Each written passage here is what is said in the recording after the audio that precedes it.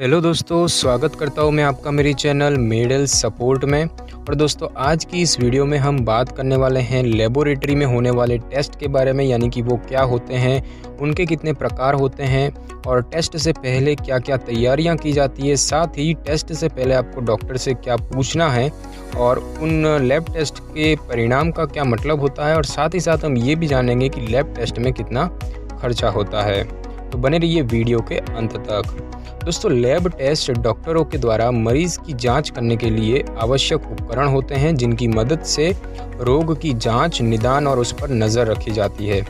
ये test doctor को स्थितियों का परीक्षण करने, उचित इलाज का चयन करने और ट्रीटमेंट पर नज़र रखने में मदद करते हैं। कुछ टेस्ट रूटीन चेकअप के तौर पर किए जाते हैं, जैसे कि ECG, cholesterol and blood sugar test.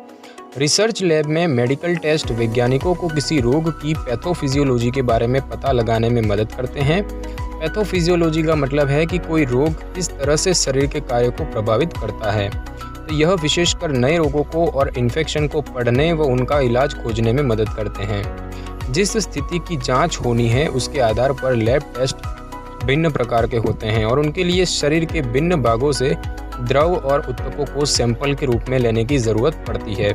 परिणामों को संदर्भ रेंज के अनुसार लिखा जाता है और किसी टेस्ट की संदर्भ वैल्यू उस टेस्ट के सामान्य परिणामों के बारे में बताता है, और ये उन स्वस्थ लोगों के परिणामों के आधार पर बनाई जाती है जिन्होंने लैब में यही टेस्ट करवाया होता है। यहाँ भिन्न प्रकार के टेस्ट और उनके परिणामों को निकालने का तरीका दिया गया है। सबसे पहले बात करते हैं कि जो टेस्ट होते हैं वो कितने प्रकार के होते हैं। तो मेडिकल में कई प्रकार के टेस्ट मौजूद हैं और डॉक्टर आपको आपकी स्थिति के अनुसार कभी कभी एक से अधिक टेस्ट करवाने को भी कह सकते हैं। हालांकि विस्तृत तौर पर टेस्ट को कुछ प्रकारों में विभाजित किया जा सकता है, जैसे कि पहला है बॉडी फ्लूइड एनालिसिस। तो कई टेस्टों में शरीर के द्रवों की जांच करनी पड़ती है।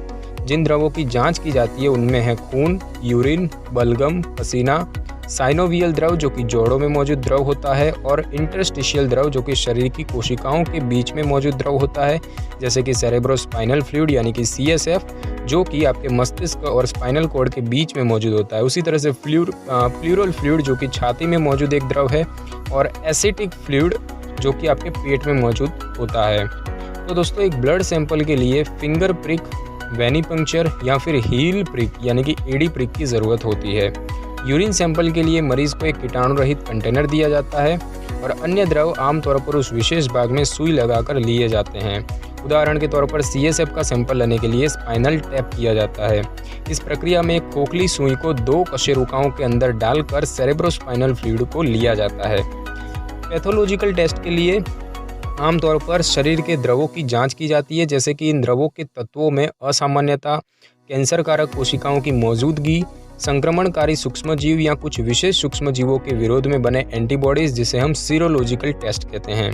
किसी व्यक्ति के शरीर में दवा की थेरेप्यूटिक रेंज का पता लगाने के लिए भी ब्लड व यूरिन के सैंपल की जांच की जाती है।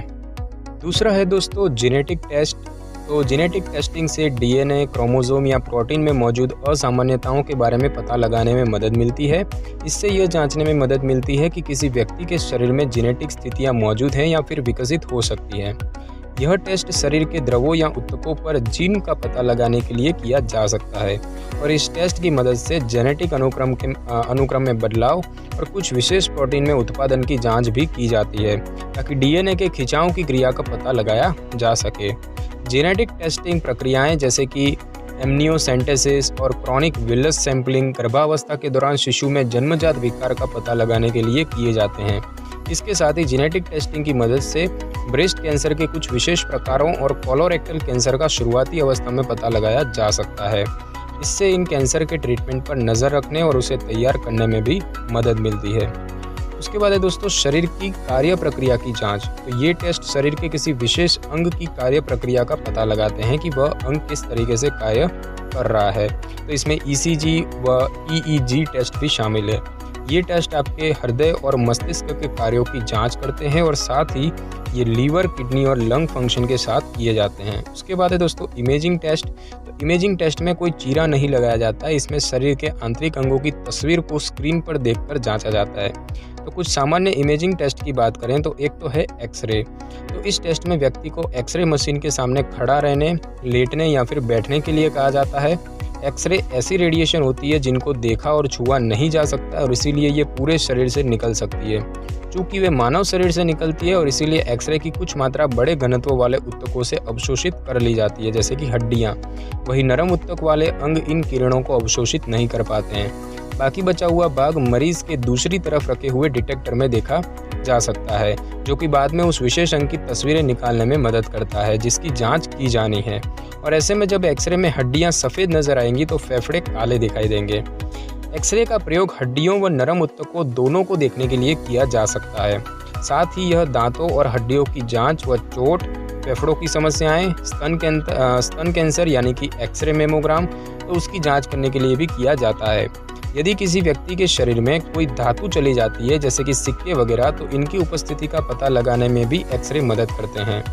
एक्सरे से सर्जिकल प्रक्रिया को दिशा देने में भी मदद मिलती है, जैसे कि हड्डियों के जोड़ों में ठीक स्थान पर मेटल इम्प्लांट और कोरोनरी एंजियोप्लास्टी में बैलून को सही रक्तवाहिका में लगाने में सहायता मिलती है। उसके बाद है अल्ट्रासाउंड। अल्ट्रासाउंड टेस्ट एक छोटे प्रोब की मदद से मरीज के शरीर के विशेष भाग में ध्वनि तरंगें भेजता है। ये तरंगें शरीर के ऊतकों को छूती हैं और वापस प्रोब तक आती है, जिससे कि कंप्यूटर को विशेष जानकारी प्राप्त होती है और जांच किए जा रहे भाग की तस्वीर बनाने में मदद मिलती है। तस्वीरों को तुरंत भी देखा जा सकता है, साथ ही बाद में परीक्षण के लिए जांचा भी जा सकता है।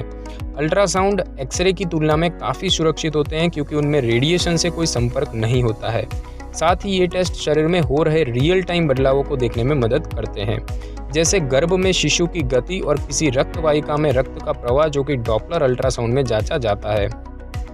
जिस स्थिति की जांच की जानी है उसके ऊपर निर्भर करते हुए प्रोब को या तो शरीर के ऊपर से प्रयोग किया जाता है, जिसे एक्सटर्नल अल्ट्रासाउंड कहते हैं, या फिर शरीर के अंदर डाला जाता है, जिसे इंटरनल अल्ट्रासाउंड कहते हैं। एंडोस्कोपी अल्ट्रासाउंड वो है जिसमें प्रोब को एंडोस्कोप के अंतिम सिरे से लगाया जाता है और मरीज के शरीर में डाला जाता है ताकि तस्वीर ली जा सके।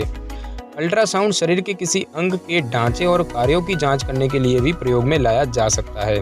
डॉक्टर आमतौर पर अल्ट्रासाउंड की सलाह रसौली, पथरी, गांठ, ट्यूमर और शरीर में सिस्ट होने की स्थिति में देते हैं। High intensity focused ultrasound therapeutic ultrasound का ही एक प्रकार है जिसमें बहुत उच्च घनत्व की ध्वनि किरणों के प्रयोग से हीट बनती है और रक्त के जो थक्के होते हैं वो साफ हो जाते हैं, और इनका प्रयोग गर्भाशय में रसौली और ट्यूमर को ठीक करने के लिए भी किया जा सकता है। उसके बाद दोस्तों अगर हम MRI की बात करें तो मैग्नेटिक रेजोनेंस इमेजिंग या MRI स्कैन मैग्नेटिक फील्ड और रेडियो तरंगों का प्रयोग करके शरीर के आंतरिक ढांचे की तस्वीर निकालता है। MRI मशीन एक सुरंग की तरह होती है। व्यक्ति MRI टेबल पर लेटता है जो कि सुरंग के अंदर चली जाती है। स्कैन के दौरान मशीन बहुत सारा शोर पैदा करती है और मरीज को आवाज़ बंद करने के लिए हेडफोन दिए जाते हैं। डॉक्टर अन्य कमरे में होते हैं लेकिन मरीज इंटरकॉम के जरिए उनसे बात कर सकता है।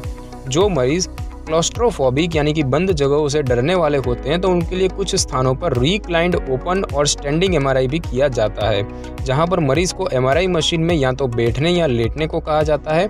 MRI स्कैन का प्रयोग शरीर के किसी भी भाग जैसे कि हड्डियों, जोड़ों और नरम ऊतकों को देखने के लिए किया जा सकता है और इस इमेजिंग टेस्ट से मस्तिष्क की रियल टाइम कार्य प्रक्रिया की जांच भी की जा सकती है। उसके बाद है दोस्तों CT स्कैन। तो कम्यूटेड टोमोग्राफी स्कैन में भी शरीर के आंतरिक अंगों की तस्वीर निकालने के लिए एक्सरे रेडिएशन का प्रयोग किया जाता है। हालांकि CT स्कैन मशीन में एक विशेष स्कैनर होता है जो कि स्कैन के दौरान और मरीज के शरीर की टोमोग्राफिक इमेज निकालने के दौरान शरीर के चारों तरफ घूमता है और इस मशीन से जुड़ा कंप्यूटर इन सभी तस्वीरों को इकट्ठा करके एक पूरी 3D तस्वीर बनाता है और इसीलिए सामान्य एक्सरे की तुलना में CT स्कैन से मिली तस्वीरें ज़्यादा विस्तृत होती है। साथ ही CT स्कैन शरीर के किसी भी भाग को देखने में मदद कर सकता है, यहाँ तक कि इसकी मदद से शरीर के नरम ऊतक भी देखे जा सकते हैं। और ऐसी कुछ चीज़ें जिन्हें देखने में CT स्कैन मदद करता है उनमें मुख्य रूप से चोट, ट्यूमर, रक्त का प्रवाह, स्ट्रोक और न्यूमोनिया व एम्फीसेमा जैसी स्थितियाँ शामिल है। उसके बाद है दोस्तों कॉन्ट्रास्ट और नॉन कॉन्ट्रास्ट इमेजिंग टेस्ट। तो कभी कभी इमेजिंग टेस्ट करवाने से पहले मरीज के शरीर में कॉन्ट्रास्ट डाई डाली जाती है या फिर उसे खाने के लिए दिया जाता है। ये डाई उन ऊतकों द्वारा अवशोषित कर ली जाती है जिनकी जांच होनी होती है, जो कि बाद में आसपास के ऊतकों से थोड़े भिन्न नजर आते हैं। टेस्ट के बाद डाई जो है वो धीरे धीरे शरीर से निकलने लगती है। उसके बाद है PET स्कैन। तो जिसे हम बोलते हैं पॉजिट्रॉन एमिशन टोमोग्राफी स्कैन। उसमें व्यक्ति के शरीर में रेडियो एक्टिव ट्रेसर डाला जाता है। यह व्यक्ति को इंजेक्शन द्वारा या दवा के रूप में निगल कर दिया जा सकता है। यह ट्रेसर ऊतकों द्वारा अवशोषित कर लिया जाता है और शरीर के अंदर गामा किरणें उत्सर्जित करता है। PET scan machine CT scan machine की तरह दिखाई देता है और इन ऊतकों द्वारा उत्सर्जित की गई रेडिएशन को उठा लिया जाता है और उस विशेष ऊतक की तस्वीर को स्क्रीन पर दिखाया जाता है। पीईटी स्कैन सीटी स्कैन और एमआरआई से बहुत अधिक संवेदनशील होता है क्योंकि यह कोशिकाओं तक की जानकारी भी देता है। पीईटी स्कैन आमतौर पर कैंसर के परीक्षण, स्क्रीनिंग और कैंसर के किसी विशेष ट्रीटमेंट पर नजर रखने के लिए किया जाता है। साथ ही यह पार्किंसंस रोग, मिर्गी और कोरोनरी आर्टरी रोग के परीक्षण करने के लिए भी किया जाता है। उसके बाद है दोस्तों बायोप्सी। तो बायोप्सी एक ऐसी प्रक्रिया है जिसमें शरीर के अंदर हल्का सा चीरा लगाकर ऊतकों के सैंपल लिए जाते हैं और इन सैंपल की जांच फिर सूक्ष्मदर्शी की मदद से की जाती है। ऊतक का सैंपल लेने के लिए ऊतक में हल्का सा छेद किया जाता है जो कि स्किन बायोप्सी की तरह होता है। एंडोस्कोप या एक सुई की मदद से यह काम किया जाता है। बायोप्सी से रोग का परीक्षण करने व रोग पर नजर रखने में मदद मिलती है और इनमें कैंसर, इन्फ्लेमेटरी रोग, इन्फेक्शन और त्वचा के रोग भी शामिल हैं। उसके बाद है दोस्तों साइटोलॉजी टेस्ट। तो साइटोलॉजी टेस्ट एक तरह के पैथोलॉजी टेस्ट होते हैं जो कि कोशिकाओं के सैंपल को पढ़ने के लिए किए जाते हैं। इसमें या तो एक कोशिका या फिर कई सारी कोशिकाओं पर अध्ययन किया जाता है। यह टेस्ट शरीर के किसी भी द्रव या ऊतक के सैंपल पर किया जा सकता है। साइटोलॉजी टेस्ट के लिए ऊतक के सैंपल को स्क्रैपिंग, ब्रशिंग या फिर फाइन निडल एस्पिरेशन प्रक्रियाओं द्वारा लिया जाता है। फाइन निडल एस्पिरेशन में एक पतली सुई को शरीर में लगाकर द्रवों को टेस्टिंग के लिए निकाला जाता है। उसके बाद है दोस्तों एंडोस्कोपी। इमेजिंग प्रक्रियाओं की तरह एंडोस्कोपी भी शरीर के आंतरिक अंगों की जांच करने के लिए की जाती है। इस प्रक्रिया में एक लचीली रॉड को शरीर में डाला जाता है और इसके सिरे पर कैमरा और लाइट लगी होती है। यह शरीर में किसी भी छिद्र जैसे कि नाक, मुंह, यूरेथ्रा या योनि द्वारा डाली जा सकती है। जैसे ही रॉड अंदर जाती है, डॉक्टर को मरीज के आंतरिक अंग स्क्रीन पर नजर आने लगते हैं। कभी कभी एंडोस्कोप को डालने के लिए एक छोटा सा चीरा भी लगाया जा सकता है। उदाहरण के तौर पर इनमें लेप्रोस्कोपी यानी कि एब्डोमिनल कैविटी को देखने के लिए और थोरेकोस्कोपी जो कि फेफड़ों और उनकी बाहरी परत को देखने के लिए किया जाता है। उसके बाद है दोस्तों माइक्रोबायोलॉजी टेस्ट। तो माइक्रोबायोलॉजी टेस्ट वे होते हैं जो पैथोलॉजी टेस्ट के साथ बाहरी सूक्ष्म जीवों की पहचान करने के लिए किए जाते हैं और इनकी मदद से यह देखा जाता है कि पहचाने गए सूक्ष्म जीवों के खिलाफ कौन से एंटीबायोटिक ठीक तरह से कार्य करेंगे। माइक्रोबायोलॉजी टेस्ट शरीर के किसी भी द्रव पर किए जा सकते हैं जैसे कि खून, बलगम, लार, यूरिन और CSF या फिर ऊतकों के सैंपल पर भी किए जा सकते हैं। सैंपल को एक विशेष कल्चर प्लेट पर फैलाया जाता है और एक विशेष तापमान पर सूक्ष्म जीवों को बढ़ने के लिए छोड़ दिया जाता है। बैक्टीरिया को बढ़ने में 1 से 2 दिन का समय लगता है और वही फंगाई यानी कि फूग को बढ़ने में 5 से 7 दिनों का समय लग सकता है। इसके बाद इन माइक्रोब्स को स्टेन या फिर अभिरंजित किया जाता है और पहचान करने के लिए माइक्रोस्कोप में देखा जाता है। मिले हुए सूक्ष्म जीव पर कौन सी एंटीबायोटिक सबसे प्रभावकारी तरीके से काम करेगी यह जानने के लिए माइक्रोब को एक पेंट्री प्लेट पर रखा जाता है जिस पर या तो एंटीबायोटिक होता है या फिर उस एंटीबायोटिक की डिस्क रखी जाती है। जो एंटीबायोटिक सूक्ष्म जीव को बढ़ने से रोकता है उसे फिर ट्रीटमेंट के लिए चुना जाता है। अब दोस्तों बात करते हैं कि टेस्ट से पहले क्या क्या तैयारियां की जाती है। तो विभिन्न टेस्ट के लिए मरीजों को कुछ विशेष तैयारी करने को कहा जाता है। टेस्ट करवाने की सलाह देने के दौरान डॉक्टर मरीज द्वारा की जाने वाली सभी तैयारियों के बारे में उसे समझा देता है। ध्यान रहे कि आप डॉक्टर द्वारा बताए गए सभी दिशा निर्देशों का ठीक तरीके से पालन करें ताकि टेस्ट के परिणाम बिल्कुल सही और सटीक आएँ। आमतौर पर यह सलाह दी जाती है कि यदि मरीज कोई भी दवा, विटामिन, हर्बल सप्लीमेंट, OTC वगैरह दवाएं ले रहा है तो इनके बारे में डॉक्टर को बता दें क्योंकि ऐसी बहुत सी दवाएं जो टेस्ट के परिणामों को प्रभावित कर सकती है। तो यहाँ कुछ विशेष बातें बताई गई हैं जो कि आमतौर पर किसी भी लैब टेस्ट से पहले करने को कही जाती है। तो कुछ टेस्ट के लिए आपको भूखे रहने को कहा जाता है। आमतौर पर मरीज को टेस्ट से 8 से 12 घंटे पहले तक खाना छोड़ने को कहा जाता है। हालांकि इस दौरान सादा पानी पिया जा सकता है। कुछ टेस्ट ऐसे होते हैं जिनके लिए व्यक्ति को बहुत सारा पानी पीने को कहा जाता है और कुछ विशेष प्रकार के भोजन जैसे कि चाय और कॉफ़ी न लेने की सलाह भी दी जाती है। उसके बाद दोस्तों सीमन एनालिसिस की बात करें तो उसके लिए मरीज को 3 से 5 दिन तक संभोग और हस्तमैथुन न करने को कहा जाता है और सैंपल लेने से पहले ब्लैडर जो है उसको खाली करने की सलाह दी जाती है।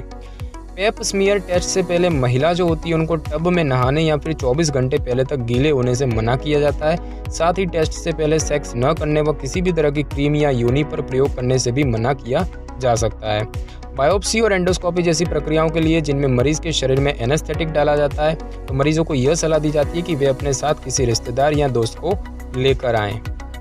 अब दोस्तों बात करते हैं कि आपको टेस्ट करवाने से पहले डॉक्टर से क्या क्या पूछना होता है। तो आमतौर पर टेस्ट से पहले डॉक्टर मरीज़ को पूरी प्रक्रिया समझा देते हैं, विशेषकर तब जब मरीज़ को सुइयों या बंद जगहों से डर लगता है। हालांकि अगर आपको फिर भी चिंता हो रही है या आपके मन में टेस्ट से जुड़े प्रश्न हैं तो आप उन्हें डॉक्टर से बिना किसी झिझक के पूछ सकते हैं। तो टेस्ट करवाने से पहले आप डॉक्टर से कुछ प्रश्न पूछ सकते हैं, जैसे कि इस टेस्ट का उद्देश्य और प्रक्रिया क्या है, इस टेस्ट के संभावित खतरे और जटिलताएं क्या क्या हो सकती है, क्या मुझे टेस्ट से पहले, बाद में या फिर टेस्ट के दौरान कुछ विशेष बातों का ध्यान रखना है, मुझे टेस्ट के परिणाम कितने समय में मिल जाएंगे और परिणामों में क्या होगा, और क्या ऐसा कुछ है जो टेस्ट के परिणामों को प्रभावित कर सकता है। तो ये कुछ प्रश्न है जो आप डॉक्टर से बिना झिझक पूछ सकते हैं। और यदि आप फिर भी चिंता में हैं तो गहरी सांस लेने का प्रयास करें और कोशिश करें कि खुद को शांत रखें और डॉक्टर को इसके बारे में सूचित करें। और अब दोस्तों बात करते हैं लैब टेस्ट के परिणामों की। तो बहुत सारे टेस्ट के परिणाम एक सारणी में लिखे जाते हैं जिनमें संदर्भ रेंज और टेस्ट के परिणामों का उल्लेख किया जाता है।